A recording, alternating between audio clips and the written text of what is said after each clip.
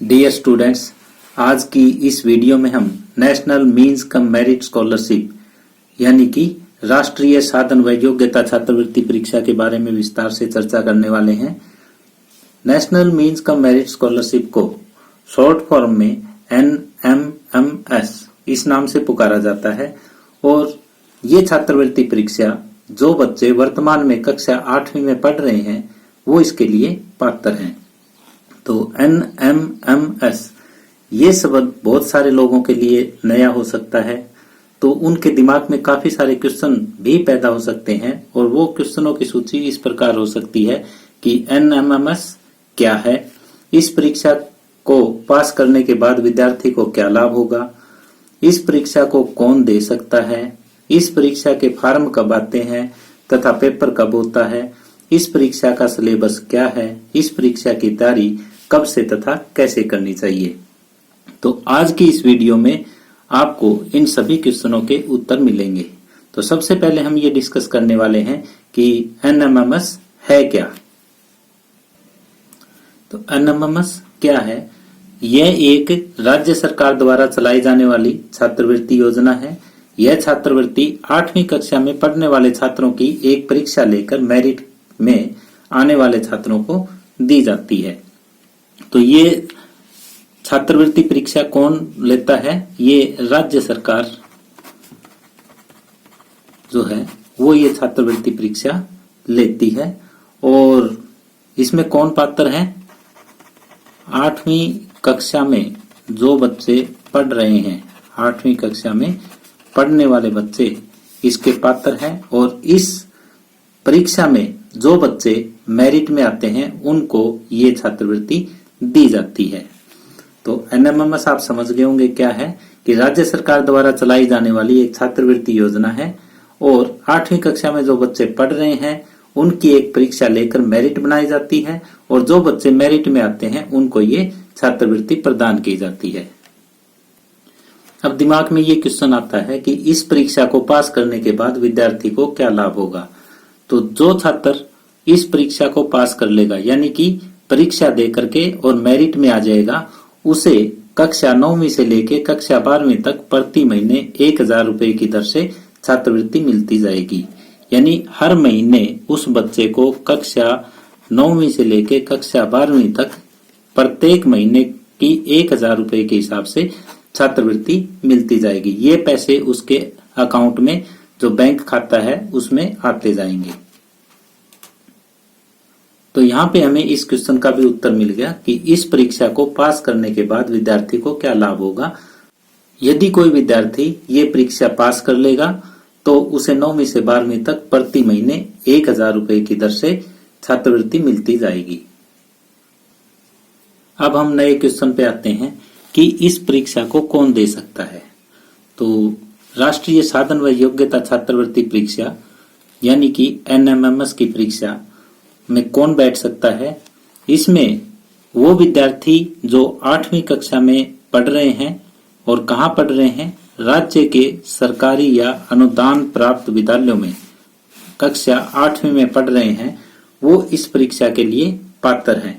साथ में इसमें एक कंडीशन और भी है कि वो बच्चे 7वीं कक्षा में भी सरकारी या किसी अनुदान प्राप्त विद्यालय में पढ़ते हुए होने चाहिए और सामान्य वर्ग में उन्होंने 55% अंक हासिल किए हों। ये 7वीं कक्षा की बात चल रही है। 7वीं कक्षा में उन्होंने, यदि वो सामान्य वर्ग के विद्यार्थी है तो 55% अंक प्राप्त किए हों और यदि वो आरक्षित वर्ग यानी 80 या BC या फिजिकल हैंडीकैप कोटे के विद्यार्थी हैं तो उन्होंने 50% अंक प्राप्त किए हों, तो वो इस परीक्षा के लिए पात्र हैं। तो मैं यहाँ पे एक बार फिर रिपीट कर रहा हूँ कि इस परीक्षा को कौन दे सकता है? जो बच्चे कक्षा 8वीं में सरकारी या अनुदान प्राप्त विद्यालयों में पढ़ रहे हैं और 7वीं कक्षा भी सरकारी या अनुदान प्राप्त विद्यालयों से 55% अंकों के साथ की हो, तो वो इस परीक्षा के पात्र हैं। यदि कोई आरक्षित वर्ग का SC BC या फिजिकल हैंडीकैप कोटे का विद्यार्थी है तो वो 50% अंक से 7वीं पास किया हुआ होना चाहिए। और इसके लिए दूसरी कंडीशन ये है कि जो परीक्षार्थी है उसके माता पिता की सभी स्रोतों से कुल आय जो है वो 1.5 लाख रुपए तक ही होनी चाहिए, यानी 1,50,001 रुपए से कम होनी चाहिए। और इसकी तीसरी कंडीशन ये होती है कि इस परीक्षा में विद्यार्थी केवल एक ही बार बैठ सकता है, यानी इसमें जैसे फिलहाल वर्तमान में कोई बच्चा 8वीं क्लास में है तो वो केवल एक ही बार बैठेगा, 9वीं क्लास में होने के बाद वो नहीं बैठ सकता। नेक्स्ट ये है कि इस परीक्षा के लिए किसी टाइप की कोई फीस नहीं ली जाती। और 8वीं क्लास में यदि कोई बच्चा अनुत्तीर्ण हो गया, यानी पास होने वाले तो 9वीं में चले गए, 8वीं में कोई अनुत्तीर्ण विद्यार्थी है तो वो भी इस परीक्षा में नहीं बैठ सकता। तो ये इसकी कंडीशन थी। तो मैं एक बार हल्का सा रिपीट कर देता हूं आधे मिनट में ही कि 8वीं क्लास के वे बच्चे जो सरकारी स्कूल में या अनुदान प्राप्त विद्यालयों में पढ़ रहे हैं और 7वीं भी उन्होंने सरकारी स्कूल से या अनुदान प्राप्त विद्यालय से की है, वो इस परीक्षा के पात्र हैं। माता पिता की आमदनी है वो 1.5 लाख रुपए तक ही होनी चाहिए और इस परीक्षा में केवल एक ही बार बैठा जा सकता है। 8वीं में फेल होने वाले विद्यार्थी भी इसमें नहीं बैठ सकते और 8वीं पास करने के बाद भी इसमें नहीं बैठ सकते। और इस परीक्षा के लिए किसी टाइप का कोई शुल्क नहीं लिया जाता, यानी परीक्षा देने के लिए किसी टाइप की कोई फीस बच्चे की नहीं लगती। अब नेक्स्ट ये आता है कि इस परीक्षा के फॉर्म कब आते हैं और पेपर कब होता है। तो इस परीक्षा के लिए हमें ऑनलाइन आवेदन करना पड़ता है, यानी जिस बच्चे का फॉर्म भरना है उस बच्चे को ऑनलाइन आवेदन करना होगा। ऑनलाइन आवेदन पत्र जो है वो भरने की तिथि अगस्त के पहले सप्ताह में शुरू होती है और SCERT जो है वो ये तारीख निर्धारित करती है कि अगस्त की कौन सी तारीख से ये फॉर्म भरने स्टार्ट होते हैं और अंतिम तिथि है वो सितंबर के दूसरे सप्ताह तक चलती है। लगभग 1 महीने का टाइम हमें फॉर्म भरने के लिए मिलता है और ये फॉर्म जो है वो ऑनलाइन ही भरा जाता है।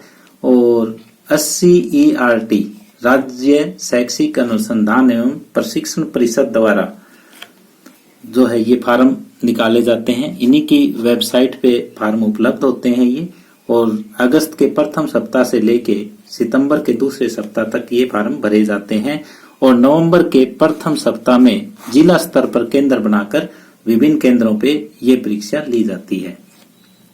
यानी अगस्त में पहले सप्ताह से लेके सितंबर के दूसरे सप्ताह तक फॉर्म भरे जाएंगे और नवंबर के पहले सप्ताह में जिला स्तर पे जो केंद्र बनाए गए हैं उन केंद्रों पर परीक्षा का आयोजन होता है। तो ये प्रश्न भी आपके सामने क्लियर हो चुका है कि इस परीक्षा के फॉर्म कब आते हैं और पेपर कब होता है। अब इसके बाद हमारा प्रश्न ये आता है कि इस परीक्षा का सिलेबस क्या है। तो इस परीक्षा में लिखित परीक्षा होती है और वो लिखित परीक्षा जो है वो बहुविकल्पी प्रकार की होती है। बहुविकल्पी का मतलब ये होता है कि आपको A, B, C, D एक प्रश्न के 4 उत्तर दिए होते हैं और चारों उत्तरों में से एक प्रश्न ठीक होता है और जो पार्ट इसका ठीक होता है A, B, C या D में से उसको OMR शीट में हमें ब्लैक करना होता है या नीला करना होता है। तो बहुविकल्पी प्रकार आप समझ चुके हैं कि हमें कोई भी प्रश्न दिया हुआ होगा और उस प्रश्न के 4 ऑप्शन दिए होंगे और उन 4 ऑप्शनों में से एक हमारा ठीक होगा, वो हमें पहचानना है। और इसके 2 भाग होंगे। पहला भाग है कि मानसिक योग्यता परीक्षण, mental ability test. Mental ability test जो है वो इस परीक्षा में एक अंकों के 90 प्रश्नों का होगा, यानी मानसिक योग्यता से संबंधित हमारे 90 अंकों के 90 प्रश्न होंगे, यानी ये पार्ट अलग है हमारा। और दूसरा पार्ट है कि बौद्धिक योग्यता परीक्षण, यानी स्कोलास्टिक एप्टीट्यूड टेस्ट। इसको बोलते हैं MAT, MAT, mental ability test, और इसको बोलते हैं सेट, स्कोलास्टिक एप्टीट्यूड टेस्ट। तो जैसे मानसिक योग्यता परीक्षण में हमारे पास 90 प्रश्न होते थे, उसी तरह से बौद्धिक योग्यता परीक्षण में भी हमारे पास 90 प्रश्न होते हैं। ये 90% जो होते हैं वो 3 भागों में बंटे होते हैं। पहला भाग जो है वो होता है विज्ञान का, और विज्ञान के हमारे पास 35 प्रश्न होते हैं और 35 ही अंकों के ये आते हैं। और दूसरा जो है वो भाग होता है गणित का, यानी मैथमेटिक्स। मैथमेटिक्स के 20 क्वेश्चन आते हैं और वो 20 ही अंकों के आते हैं।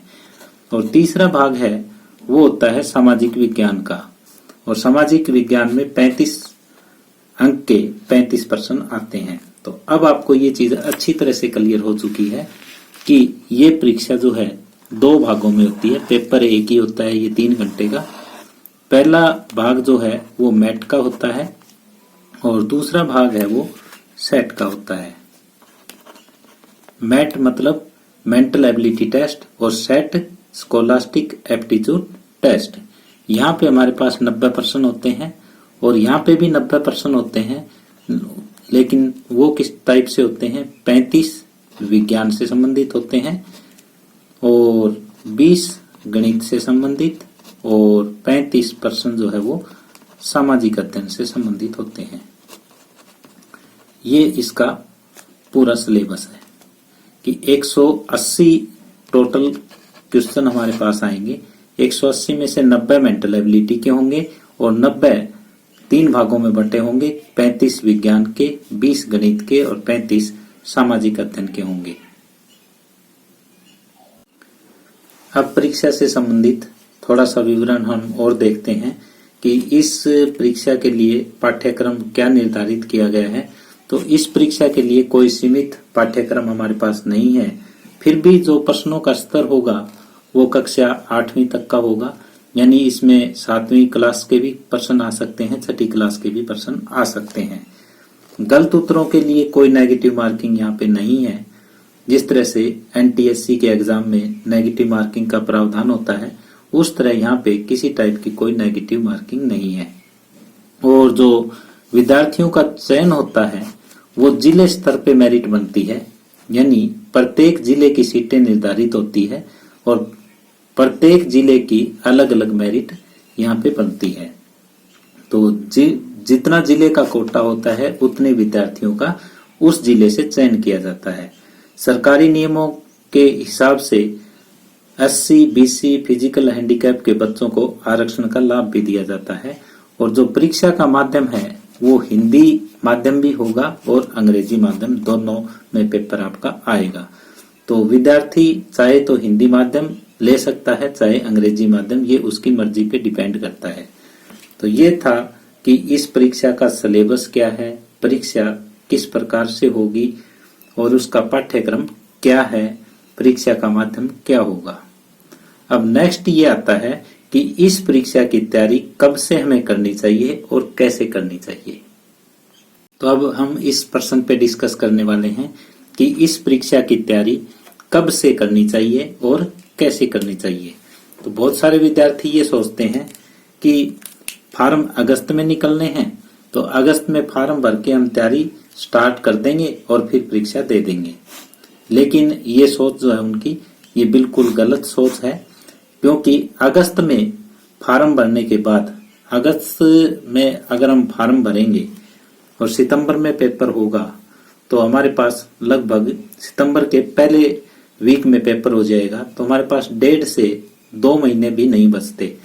तो यहाँ केवल 2 महीने में इस परीक्षा की जो है वो अच्छी तरह से तैयारी नहीं हो सकती और हम मेरिट में नहीं आ सकते। तो इस परीक्षा की तैयारी जो है साल की शुरुआत से ही हमें कर देनी चाहिए, ताकि हम अच्छा परिणाम ला सकें। डियर स्टूडेंट्स, अब आपको ये बताते हैं कि यहाँ पे हम आपकी तैयारी किस तरह से करवाने वाले हैं।